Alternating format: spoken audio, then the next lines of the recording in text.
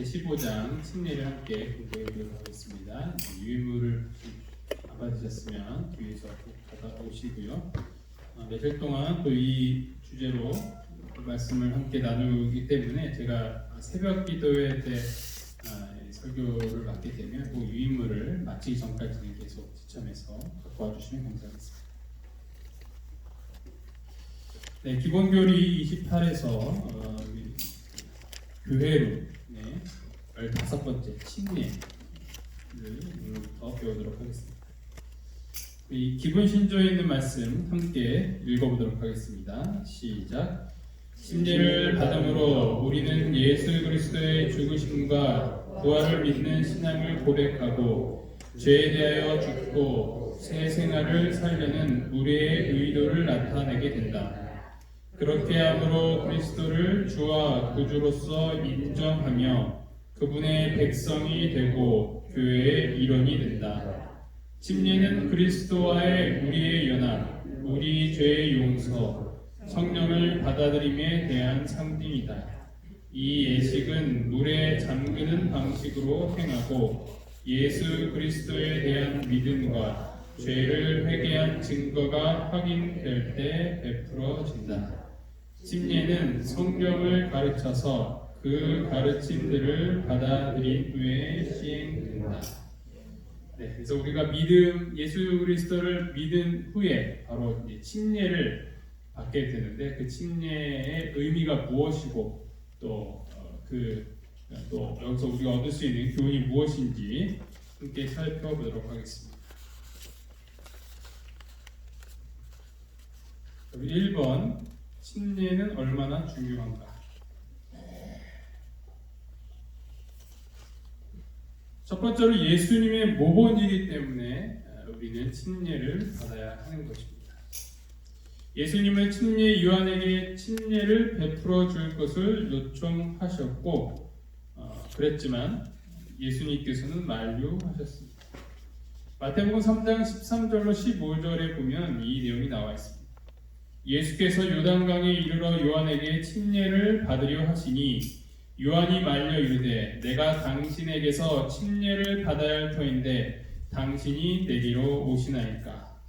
예수께서 대답하여 이르시되 이제 허락하라. 우리가 이와 같이 하여 모든 의를 이루는 것이 합당하니라 하시니 이에 요한이 허락하는지라. 네, 여기 보면 예수님께서 침례를 받으실 때 이 침례 요한이 오히려 내가 당신으로부터 침례를 받아야 되는데 왜 나에게 받으십니까? 라고 이야기를 하는 것이죠. 그때 예수님께서는 이와 같이 하여 모든 의를 이루는 것이 합당하다라고 말씀을 하고 계시는 것입니다. 그래서 이 침례라는 것은 모든 사람이 참여할 수 있는 의의 한 부분이다라는 것을 보여주는 것입니다. 모든 의를 이룬다. 모든 사람들이 함께 침례를 받을 수 있는 것이죠. 무죄하신 분께서 침례를 받으셨으므로 죄인인 우리들은 마땅히 그렇게 해야 한다. 예수님은 죄가 없으셨기 때문에 사실은 침례를 받으실 필요가 없는 분이세요. 그렇죠? 침례는 이제 죄 용서함과 또 구원을 상징하는 것인데 그 예수님은 구원이 필요하신 분이 아니시죠. 그렇죠? 그분은 죄가 없으신 분이기 때문에 이 침례를 받으실 필요가 없습니다. 그럼에도 불구하고 그분께서 침례를 받으신 것은 바로 우리에게 모본을 보이시기 위함인 것이죠.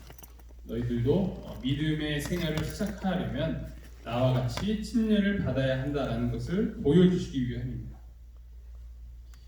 따라서 죄가 있는 우리는 당연히 침례를 받아야 하고 또 예수 그리스도를 따르는 자들로서 예수님이 가신 그 길을 또한 함께 가기 위해서 우리는 침례를 받아야 하는 것입니다.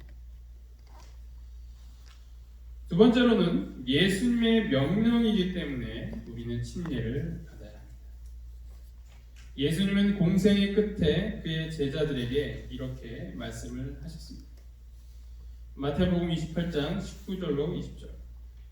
그러므로 너희는 가서 모든 민족을 제자로 삼아 아버지와 아들과 성령의 이름으로 침례를 베풀고 내가 너희에게 분부한 모든 것을 가르쳐 지키게 하라. 볼지어다 내가 세상 끝날까지 너희와 항상 함께 있으리라 하시니라. 아멘. 이것이 바로 예수님께서 교회에 맡기신 대사명인 것입니다. 예수님께서는 이 명령 가운데 교회의 일원이 되기 위하여서는 침례를 받아야 한다라고 말씀하고 계시는 것이죠. 제자들이 전도하게 되었을 때 성령의 감화로 백성들이 회개하고 예수님을 개인의 구주로 받아들이게 되면 그들은 침례를 받아야 했던 것입니다. 침례는 그들이 그리스도와의 개인적 관계에 들어갔음과 그의 은혜의 왕국의 원칙들에 조화되는 생애를 살기로 약속함을 나타내는 것입니다. 그리고 그리스도의 승천 후 사도들은 침례의 필요성과 긴급성을 선포하였습니다. 침례를 받은 자들은 신약 교회를 형성하였던 것입니다. 베드로가 이르되 너희가 회개하여 각각 예수 그리스도의 이름으로 침례를 받고 죄 사함을 받으라. 그리하면 성령의 선물을 받으리니. 이 베드로가 이 설교 후에 수많은 사람들이 마음의 찔림을 받고 우리가 어찌해야 합니까 했을 때 이 베드로가 이야기했던 것은 무엇이냐면 예수 그리스도의 이름으로 침례를 받으라라는 것이었습니다. 그래서 예수님을 믿고 또 받아들이는 데 있어서 이 침례는 함께 가는 것이죠. 예수님을 믿은 다음에 그 다음에 예수님을 믿고 일단 침례는 나중에 받겠습니다가 아니라 예수님을 믿는다는 것은 결국 침례를 받는 것으로 신약 성경에서는 그려지고 있는 것입니다. 그 말을 받은 사람들은 침례를 받음에 이날의 신도의 수가 3,000이나 더하더라. 그래서 그 말을 듣고 회심을 받은 자들은 그 자리에서 바로 침례를 받았습니다. 그 사람들의 수가 무려 3,000명이나 되었다라고 기록을 하고 있는 것입니다. 그래서 이 침례와 구원은 어떤 관계에 있는가? 예수님은 믿고 침례를 받는 사람은 구원을 얻을 것이라고 하셨습니다. 따라서 우리가 예수님을 믿는 것과 침례를 받는 것은 함께 세트로 가는 것이죠. 마치 이제 마트에 가시면 1+1 그런 거 있잖아요, 그렇죠? 쉽게 설명하면 그렇습니다. 얘를 사면 얘도 같이 따라와요. 얘 사는데 난 얘 싫어요 하고 이렇게 포장지 벗겨내고 그냥 오시는 분 없으시죠?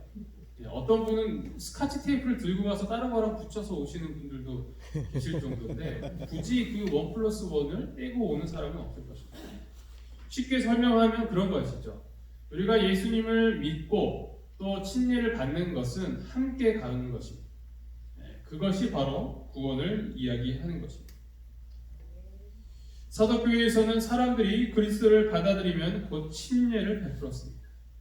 우리가 사도행전 2장에서 봤었던 내용들은 어떻게 보면 유대인이 회심하여서 예수님만을 받아들이면 되는 것이었기 때문에 바로 침례를 받을 수 있을 거라고 생각을 할 수 있지만 이방인들도 보면 예수님을 이 유대교와는 전혀 관계없는 사람들이 예수님을 받아들이게 되었을 때 그 즉시로 침례를 받는 것을 확인할 수 있습니다. 사도행전 8장 12절을 보면 이 빌립이 하나님 나라와 및 예수 그리스도의 이름에 관하여 전도함을 그들이 믿고 남녀가 다 침례를 받았다라고 기록을 하고 있습니다. 이 사도행전 8장에서 나오는 이 이야기의 배경이 어디냐면 바로 사마리아 성입니다. 그들이 정말 이렇게 유대인들이 멸시하는 그 사마리아인들 거기에서 이제 사람들이 예수님을 믿게 되었을 때 빌립으로 말미암아 전도를 받은 뒤에 그들이 했던 것이 무엇이냐 바로 침례를 받는 것이었죠. 또한 사도행전 16장에 보면 이 로마의 간수도 나옵니다. 그들을 데리고 나가 이르되 선생들이여 내가 어떻게 하여야 구원을 받으리까 하거늘 이르되 주 예수를 믿으라 그리하면 너와 내 집이 구원을 받으리라 하고 주의 말씀을 그 사람과 그 집에 있는 모든 사람에게 전하더라. 그 밤 그 시각에 간수가 그들을 데려다가 그 맞은 자리를 씻어주고 자기와 그 온 가족이 다 침례를 받은 후 그들을 데리고 자기 집에 올라가서 음식을 차려주고 그와 온 집안이 하나님을 믿음으로 크게 기뻐하니라. 아멘. 네, 그래서 이 베드로와 요한을 지키던 이 로마 간수가 그들의 찬양을 듣고 또한 이 감옥 지진으로 인하여서 이 감옥에 풀렸음에도 불구하고 도망가지 않고 자살을 하려던 그를 만류했던 이 베드로와 요한을 보고 크게 감동이 되어서 이 간수가 예수를 믿기로 결심을 했던 것입니다. 그때 그 방 그 시각에 간수가 바로 침례를 받는 모습을 확인을 할 수 있는 것입니다. 그래서 우리가 이 예수님을 믿기로 결심을 하는 그 순간에 우리는 또한 무엇을 결심하는 것이냐면 침례를 받기로 결심하는 것입니다. 먼저 결심을 한 후에 그 다음에 성경 공부를 통해서 더욱 하나님에 대한 그런 것들을 알아가면서 준비하는 것이지 일단 뭐 예수님을 믿고 난 다음에 그 다음에 내가 좀 마음의 준비가 되면 침례를 받겠다 혹은 아직 내가 지은 죄가 많으니 좀 이 죄를 좀 처리하고 그 다음에 침례를 받겠다 이런 개념이 아니라는 것입니다. 우리가 이미 침례를 받기로 결심한 다음에 그 다음에 성경 공부가 이루어지는 것이지 성경 공부를 한 후에 다 내가 안 다음에 그 다음에 침례를 받을까 말까 결정하는 것이 아니라는 것이죠. 물론 이제 성경 공부를 통해서 중간에 침례를 결심하기도 하지만 우리가 예수님을 믿게 될 때 믿었으면 함께 침례를 함께 받는 것이다라고 보는 것이 성서적입니다. 그러나 어쨌든 우리가 좀 더 준비를 하고 또 하나님에 대해서 알기 위하여서 성경을 열심히 공부한 후에 또 내가 무엇을 믿고 또 어떠한 신조가 있는지를 확인한 후에 침례를 받는 것은 또한 필요한 것입니다. 세 번째로 노아와 그의 가족들이 물로 말미암아 구원을 받은 것과 같다고 이 베드로전서에서는 나와 있습니다. 베드로는 침례와 구원의 관계를 설명하기 위해서 이 홍수를 예시로 들었습니다. 홍수 이전 시대에는 죄악이 가득했기 때문에 이 하나님께서는 노아를 통하여 회개하든지 멸망을 당하든지 둘 중 하나를 선택하라고 경고하셨습니다. 그런데 안타깝게도 이 노아의 가족 8명만 구원을 받게 되었던 것입니다. 그에 대한 이야기를 베드로가 이렇게 설명하고 있습니다. 그들은 전에 노아의 날 방주를 준비할 동안 하나님이 오래 참고 기다리실 때 복종하지 아니하던 자들이라. 방주에서 물로 말미암아 구원을 얻은 자가 몇 명뿐이니 겨우 8명이라. 물은 예수 그리스도께서 부활하심으로 말미암아 이제 너희를 구원하는 표니 곧 침례라. 이는 육체의 더러운 것을 제하여 버림이 아니요 하나님을 향한 선한 양심의 강도니라. 그들은 이 물로 말미암아 구원을 받은 자다 이렇게 표현을 하고 있죠. 물로 말미암아 구원을 얻은 자가 된 것입니다. 그런데 여기에 자세히 읽어보면 이 물은 구원하는 표라고 되어 있습니다. 따라서 이 물로 말미암아 구원을 받았지만 이 물이 구원한 것은 아니죠. 그렇죠? 그것은 분명히 하고 있는 것입니다. 그것은 육체의 더러운 것을 제하여 버리는 것이 아니라는 것을 여기서 기록을 하고 있는 것입니다. 그래서 이 침례라는 것은 우리가 이 믿고 침례를 받음으로 말미암아 구원을 받지만 이 침례가 우리에게 구원을 가져다 주는 게 아니에요. 이 침례의 예식이 우리의 죄를 깨끗하게 해주는 것이 아니라는 거죠.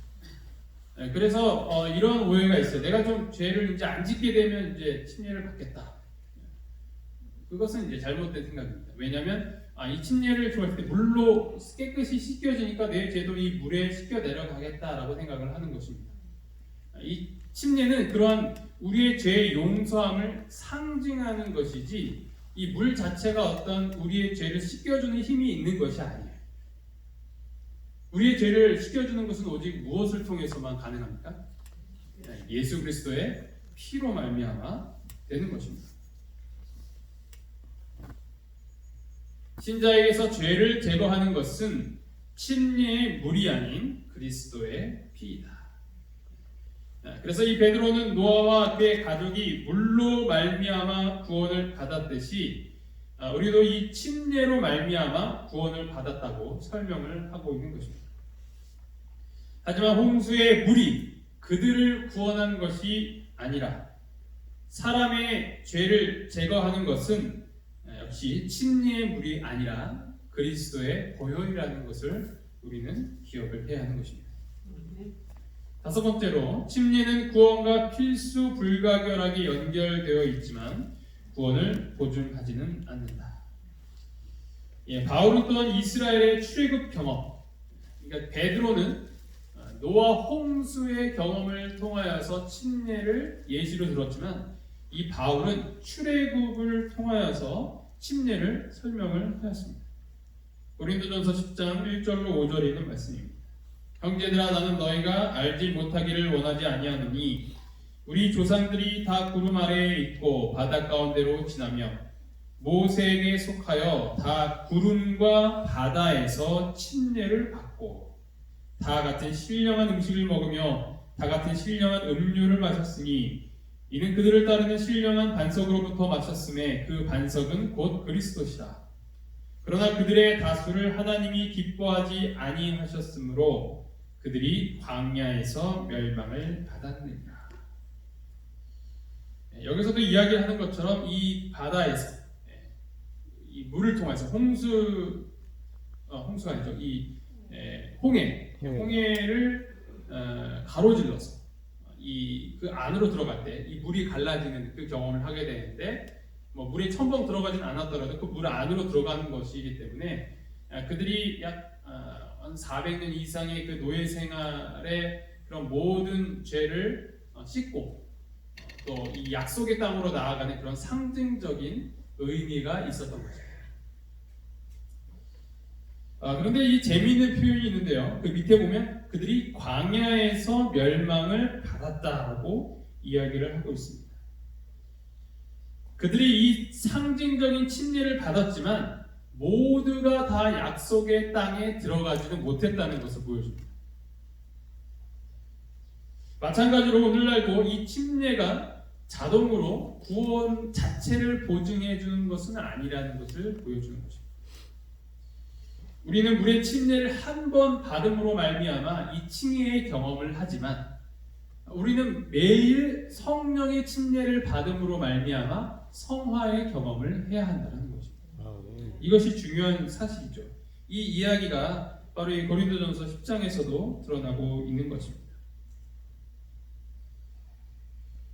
그들에게 일어난 이런 일은 본보기가 되고 또한 말세를 만난 우리를 깨우치기 위하여 기록되었느니라.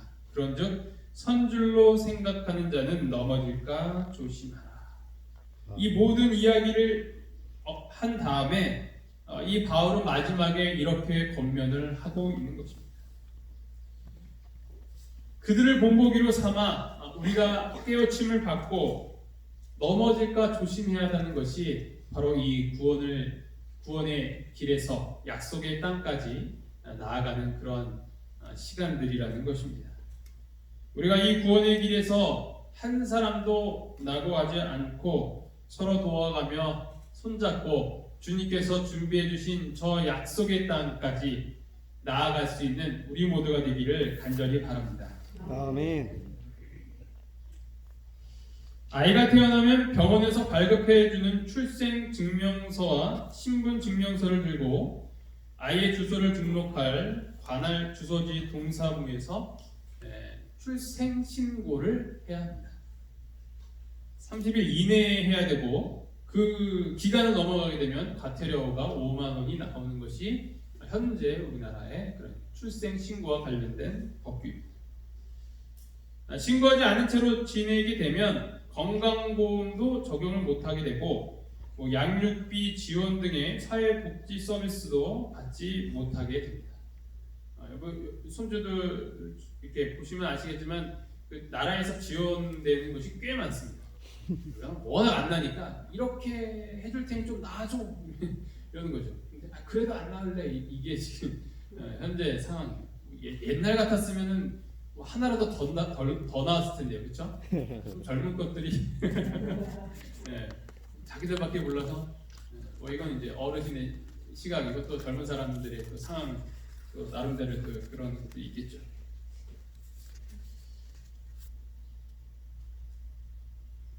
두 아이의 허위 출생 신고로 수당 수천만 원을 꿀꺽한 항공사 전 승무원의 이야기입니다. 오히려 반대죠. 네. 낳지도 않은 아이의 허위 출생 증명서를 떼서 정부 양육수당과 회사 출산 육아수당 등으로 수천만 원을 받아 챙긴 국내 항공사 승무원이 도피 6개월 만에 경찰에 붙잡혔다는 기사입니다. 대단한 사람이에요. 그렇죠? 이런 생각을 어떻게 했을까요? 세금이 이렇게 줄줄 새고 있습니다. 이 나라를 위해서 많이 기도를 해야겠습니다. 서울 강남경찰서는 28일 허위로 작성한 출생증명서를 구청 등에 제출해 수천만 원에 이르는 각종 지원금을 받은 혐의, 이 사기와 사문서 위조 등으로 이 41살 유모 씨를 이날 긴급 체포했다는 내용입니다. 2010년 태어난 것으로 되어 있는 유 씨의 첫째 딸이 강남구의 한 초등학교 예비 소집일에 참석하지 않은 것입니다. 당연하죠. 없는 아이인데 갈 리가 없죠. 경찰은 수사 중에 유 씨의 딸이 존재하지 않는다는 것을 확인하였습니다. 이때 한창 뭐가 있었냐면 이제 그 아이들 학대에서 이제 학교 가지 못하게 하고 이제 나중에 보니까 그것이 들통이 난 거죠. 이 아이가 학대를 당했더라. 그래서 전수조사를 한 겁니다. 이 출생 등록이 되어 있는데 학교에 이제 출근하지 않는 아이들을 대상으로 조사를 해보다가 딱 걸린 겁니다. 참 운이 안 좋다라고 하기에는 죄질이 너무 안 좋죠. 그래서 결국 뭐 지금 어떻게 되는지 모르겠어요. 그에 합당한 처벌을 받았겠죠. 그 받았던 모든 지원금들은 소외되고요. 아이를 낳으면 출생 신고를 하는 것이 당연한 것처럼 예수님을 믿고 구원을 받은 사람은 이 침례라는 출생 신고를 하는 것입니다. 예수님을 믿는데도 침례를 받지 않은 것은 어떻게 보면 잘못된 것이죠. 어쩌면 이 과태료를 내야 하는 그런 것일 수도 있습니다. 그게 오래되면 징역감이 될 수도 있는 것입니다. 그러나 그것은 하나의 표시일 뿐입니다. 아이가 없는데 출생 신고를 한다고 해서 어떤 자녀가 생기는 것이 아닌 것처럼 예수님을 믿지도 않는데 허위로 침례를 받는 것도 이것도 뭐예요? 사기예요. 네, 그렇습니다. 다시 말하면 이 침례는 하나의 의식일 뿐 그 자체로는 힘이 없다는 것을 말해주는 것입니다. 오늘 이 시간 혹시 예수님을 믿기로 결심하였는데 아직 침례를 받기로 결정하지 않으신 분이 계시다면 오늘 이 시간을 통하여서 믿음으로 침례 결심서에 사인을 꼭 하시기 바랍니다. 그리고 당장 이번 주에 침례를 받고 구원을 받으시면 좋겠습니다. 아멘. 기도하겠습니다. 하늘의 하나님 아버지, 오늘 저희에게 이 침례의 내용을 다시 한번 깨우쳐 주심에 참으로 감사합니다. 아멘. 예수님께서 모본으로 받으셨던 그 침례, 그리고 수많은 사람들에게 예수님을 받아들이게 하고 제자로 삼고 침례를 받게 하는 그 명령에 따라 저희들도 침례를 받고 또한 이곳에 오는 수많은 영혼들에게 침례를 주기 위해서 오늘 또한 저희들이 간절하게 기도합니다. 아버지, 그들의 마음을 열어주시고 그들이 예수님을 믿고 침례를 받은 후에 구원을 얻을 수 있도록 주님 인도하여 주시옵소서. 아멘. 이 병원에 아직도 갈등하는 많은 영혼들이 있습니다. 그 영혼들이 성령의 음성에 귀를 기울이고 주저하지 말고 침례를 받고 구원을 받을 수 있도록 주님 함께하여 주시옵소서. 이 모든 말씀 예수 그리스도 이름으로 간절히 기도합니다. 아멘. 다음 주 화요일 수요일 새벽에 또 진행을 하겠으니 유인물을 꼭 가져오시기 바랍니다.